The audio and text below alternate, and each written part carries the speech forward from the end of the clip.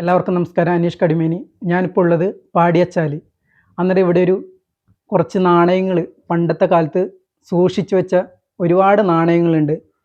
നമ്മുടെ ചെറുപ്പകാലത്ത് 10 പൈസ 20 പൈസയും അതെല്ലാം കണ്ട് നമ്മൾ കുറേ മിഠായെല്ലാം വാങ്ങിയിട്ടുണ്ട്. അന്നേരം ഇന്നത്തെ കുട്ടികൾക്ക് അതൊന്നും കണ്ടിട്ടില്ല. അന്നേരം വീട്ടിൽ ചേട്ടൻ അതൊക്കെ സൂക്ഷിച്ച് വെച്ചിട്ടുണ്ട്.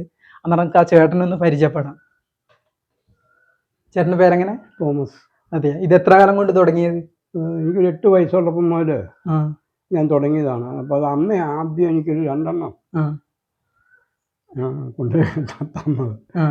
അതിനുശേഷം എനിക്ക് ഇതിൻ്റെ കൂടെ വെക്കണം എന്ന് ഓർത്ത് ഞാൻ പല സ്ഥലങ്ങളിൽ നിന്ന് ഇങ്ങനെ ഓരോരുത്തരെ കണ്ട് ചോദിക്കും, കളക്ട് ആക്കി. അപ്പോൾ അത് എൻ്റെ അച്ഛൻ്റെ കാലം മുതലുള്ളതുകൊണ്ട് ഇതിനകത്ത് ചക്രം എന്ന് പറയും.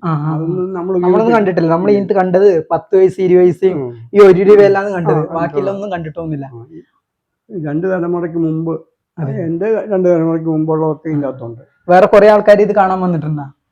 2-3 പേര് വന്നിട്ട് ആരെയും ചോദിച്ചിട്ടുണ്ട് ഇത് തരുവാണെ പൈസ തരാമെന്ന് ഞാൻ പറഞ്ഞു കൊടുക്കുന്നില്ല. അതെയാ? നേരത്തെ സൂക്ഷിച്ചു വെച്ചോണ്ട് കൊടുക്കാനൊന്നും താല്പര്യമൊന്നുമില്ല. നമ്മുടെ ജീവിതകാലം മൊത്തം ഇത് നമ്മുടെ കയ്യിൽ തന്നെ ഉണ്ടാവും.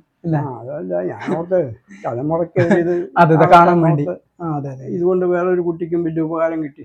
ഒരു TTC പഠിക്കുന്ന ഒരു കൊച്ചിന് ഒരു 10 നാണയം പഴയത് തരുവാണെങ്കിൽ എനിക്ക് 5 മാർക്ക് കിട്ടുന്നു. അങ്ങനെ കൊടുത്തു. ആ കൊച്ചിന് 6 മാർക്ക് കിട്ടി. കാരണം ആ നാണയം അത്രയും ഫേമസ് ആയിരുന്നു. സ്കൂളിൽ നിന്ന് കമ്പല്ലൂർ അവിടെ TTC കോളേജ് ഉണ്ട്, അവിടെ പഠിച്ചൊരു കുട്ടിയാണ്. അപ്പോൾ ആ കുട്ടിക്ക് ഇതുകൊണ്ട് ഉപകാരം കിട്ടിയിട്ടുണ്ട്. അങ്ങനെ എന്തായാലും ഒരുപാട് സന്തോഷം ഇതെല്ലാം കാണാൻ പറ്റിയതാണ്. പണ്ടത്തെ നാണയങ്ങൾ ഇന്നും സൂക്ഷിച്ചു വെക്കുന്ന നമ്മുടെ ചേട്ടൻ, ഒരുപാട് സന്തോഷം. അന്നേരം 10 പൈസ നാണയം ഒരുപാടുണ്ട്. നമുക്ക് എല്ലാ നാണയം ഒന്ന് കാണാം.